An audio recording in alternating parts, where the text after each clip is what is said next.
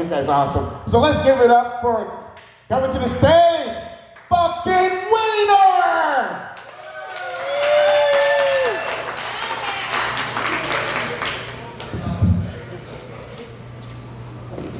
What's going on, Stockyard?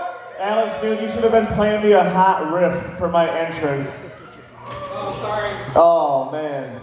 Dude, yeah, you can do it right. Yeah, let's redo it. Let's pretend I'm not here. Pretend I'm not here.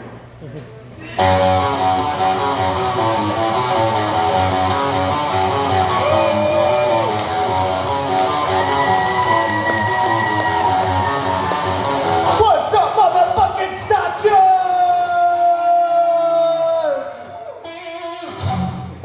Hell yeah, Alex, dude, that was amazing. If I'd known there was gonna be a musical act, I would have been wearing my wrestling gear and just fucking just run. Yeah, I'm a amateur wrestler. We just did a show. We just did our first show recently, and it was amazing. I'm sitting in the crowd after my match, like next to my friends, and her daughter's just like, "You got beat up by a girl." And I was like, "Yeah, was it funny?" She said, "Yeah." And that's all that matters, dude. Like, we do it for the children, you know? Not this comedy shit, because we don't say vulgarities when we're wrestling, you know? Like, we keep it clean, keep it professional. Not that saying comedy isn't professional, but mine definitely isn't, you know? You know, he introduced me, you know, my name is Wiener, and, you know, so I don't want anyone, like, coming up to me after the show and being like, "Yo, what was your name again?" Johnson? Johnson? No, it was like Richard, right? Yeah, you kind of look like a dick.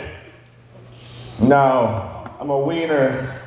That's all that I am, and that's all that I'll ever amount to being.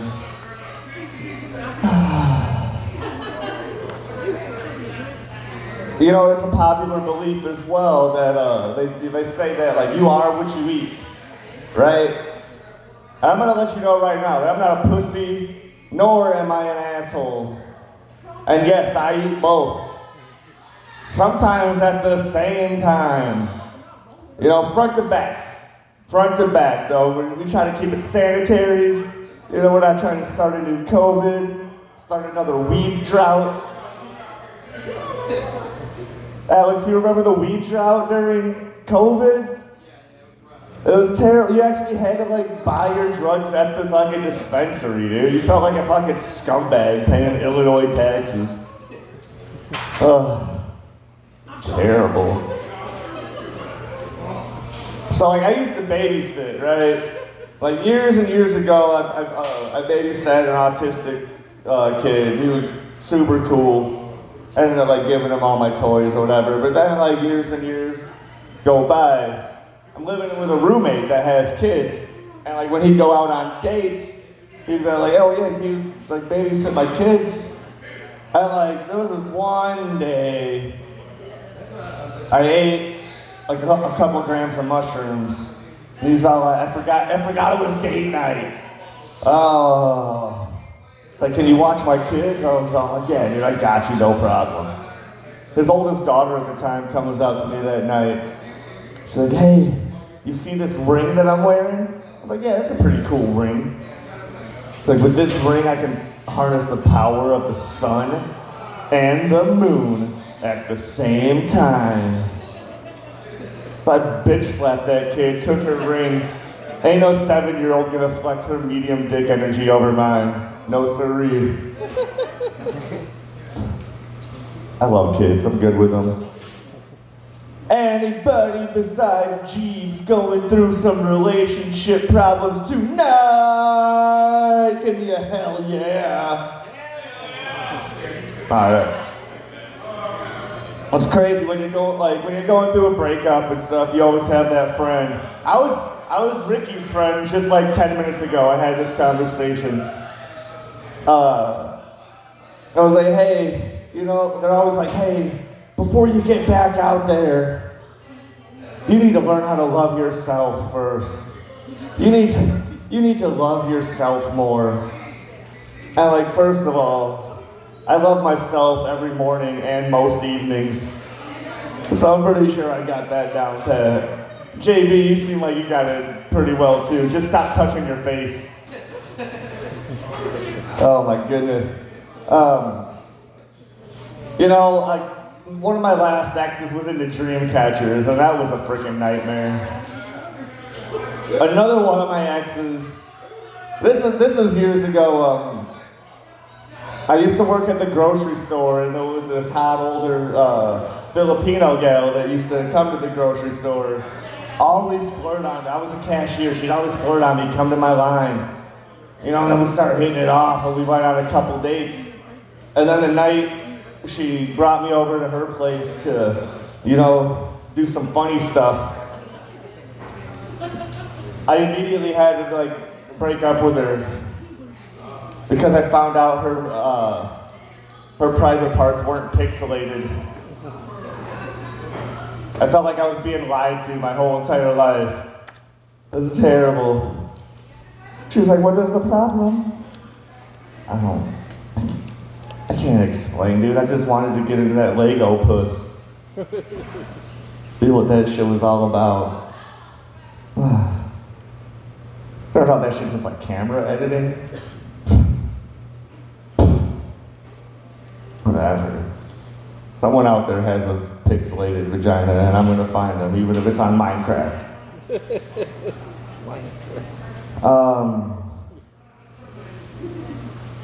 Yeah, dude, I had to get rid of my smartwatch because it was just a constant reminder of how much of a lazy piece of shit I am.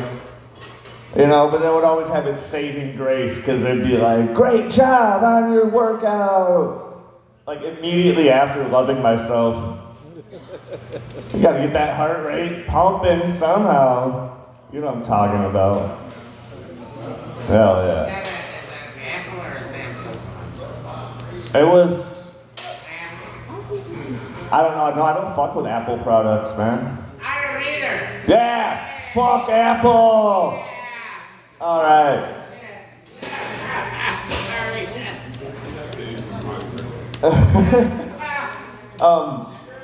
But then a couple weeks go by right after you're done with it, you're out of a breakup, and then you're that same person who's all like, "You gotta love yourself more," hits you up. And they're like, "Oh, I met somebody that I really think you hit it off. I think you have a great time." First of all, I'm in the middle of loving myself right now. Call back in 30 minutes. That's enough talk about me jerking and my gherkin. Jesus. So, when I was a kid, I'd get off the school bus. I'd get off the school bus and I'd run home.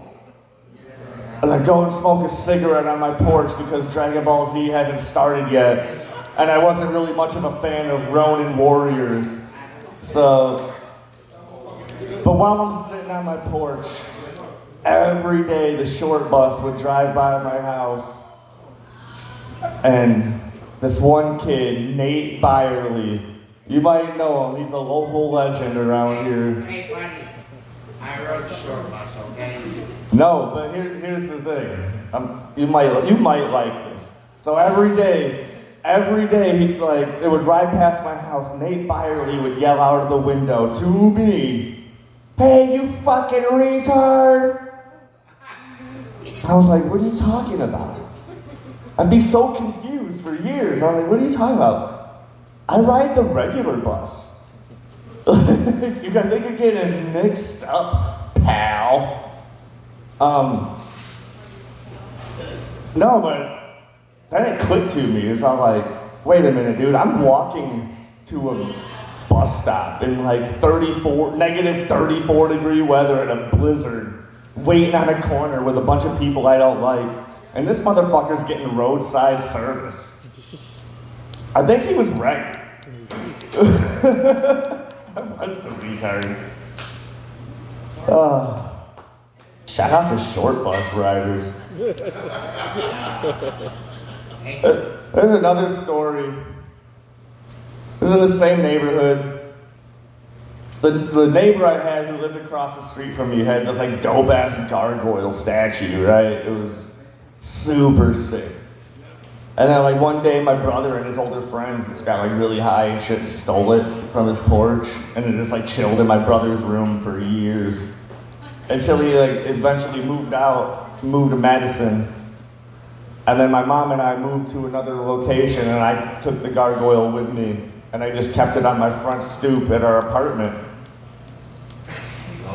I get home from work one day and my gargoyle is missing. The dude who owned this gargoyle originally was one of those like fucked up people, dude. Like, you didn't know if he was like 18 or 37. You know, like just sitting on his porch all goddamn day drinking vanilla extract. That type of motherfucker. Rockford born and bred. Anyway, I had that, so the gargoyle's missing from my porch, and I'm like, what the fuck? I wasn't happy. So then some time goes by, I'm throwing a house party. And a buddy of mine comes over, and he's on the phone with this gal, and he's all like, hey, is it alright if I invite my friend over? And I was all like, yeah, dude, go ahead. He's giving her the address, and you can hear her over the fucking phone. After he gives her my address, she's like, oh, I stole a gargoyle from there once. I said, get that bitch over here right now. She stole Brooklyn from me. Yeah, I'm not gonna name it after Goliath, dude. I didn't want to disrespect Keith David and have him like coming in like through my fucking ceiling and like whooping my ass because like I named it after the third coolest gargoyle because Lexington is number 2. You know, so I named it after the third coolest gargoyle. She stole fucking Brooklyn from my heart. So like she comes over, she's like, oh yeah, like I can't even return the gargoyle because it broke when I was trying to put it in my trunk. I dropped. That's just like felt like every time my heart's been shattered, but even worse. I wish I still had that gargoyle. Well, potatoes are the greatest invention of mankind.